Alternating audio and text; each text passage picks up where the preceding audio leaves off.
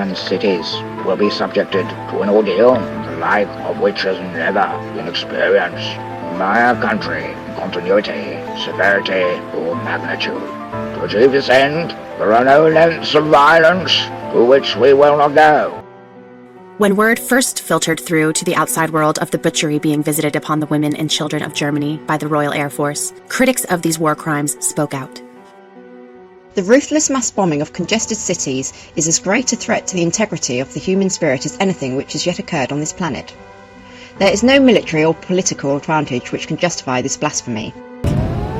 As wave after wave of RAF bombers appeared overhead, thousands of bombs tumbled down. Added to the normal payload of high explosives, hundreds of 2- and 4-ton blockbuster bombs slammed into Dresden, obliterating entire neighborhoods. Ancient cathedrals, palaces, and museums were reduced to rubble within seconds. At the railroad station, hundreds of individuals who had refused to leave their highly coveted train seats were blown to bits.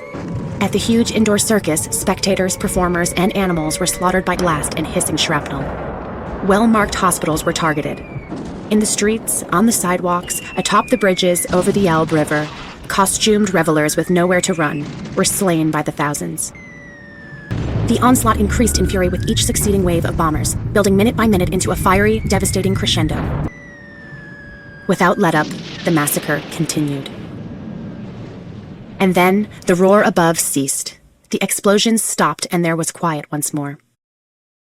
Several minutes later, the welcomed silence was broken by the even more welcome sound of the all-clear signal.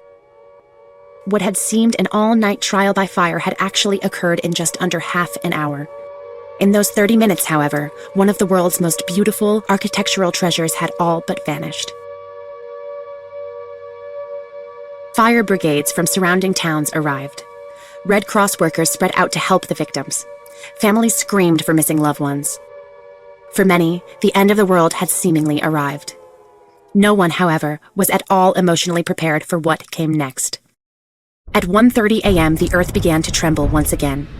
As more than 1,000 bombers roared overhead, a rain of death showered down on Dresden.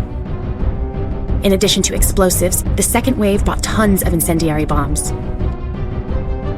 In a matter of minutes, the thousands of firebombs ignited the debris and a racing furnace of flame erupted. Unfamiliar with the bombing raids and firestorms, most Dresdeners reacted slowly. Many sought safety in cellars again, not realizing that the terrific heat would transform their havens into ovens. Others ran for safety through the streets, only to become mired in melting asphalt or sucked into the roaring furnace. As planned, the Americans surprised not only the emergency workers, but columns of fleeing refugees as well. Thousands perished. The next night, RAF bombers returned. In addition to the normal payload of high explosives, the British sent down tons of phosphorus bombs to accelerate the fires. The resulting conflagration ignited a firestorm. Hurricane-force winds created by the intense heat uprooted trees, ripped roofs from buildings, and sucked screaming victims into the raging inferno. Some who escaped the 150-mile-per-hour winds in the streets became mired in melting asphalt and quickly burst into flames. Those who had thrown themselves into the city's canals died of thermal radiation. Then, as they floated on the water surface, they too ignited. In the center of the firestorm, temperatures reached 1,500 degrees Fahrenheit. When the great mass of flames joined, they rose into a column 3 miles high. When the raids finally ended and the firestorms began to recede, rescue workers rushed to free those still trapped underground. When would-be rescuers finally broke through to buried bunkers, they often found scenes of unimaginable horror. In cellars suffering direct hits, walls were awash in blood, with bone, brains, and body parts splattered everywhere. Rescuers who entered some bunkers found floors covered in up to a foot of greasy fat. The victims rendered down into a dark liquid. Never would I have thought that death could come to so many people in so many different ways. Sometimes the victims looked like ordinary people, apparently peacefully sleeping. The faces of others were racked with pain, the bodies stripped almost naked by the tornado. There were wretched refugees from the east, clad only in rags, and people from the opera in all their finery. Here the victims was a shapeless slab, there a layer of ashes. Across the city, along the streets wafted the unmistakable stench of decaying flesh. What were at first mistaken to be thousands of burnt logs scattered about the streets were soon found to be charred corpses glued to the surface, each reduced to roughly 3 feet. One shape I will never forget was the remains of what had apparently been a mother and a child. They had shriveled and charred into one piece and had been stuck rigidly to the asphalt. They had just been prised up. The child must have been underneath the mother, because you could still clearly see its shape, with its mother's arms clasped around it.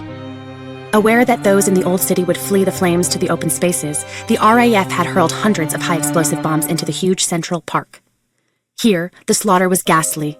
Torn off limbs, mutilated torsos, heads blown from their bodies and hurled away. The nightmare was everywhere. I went down on my knees, trembled and cried.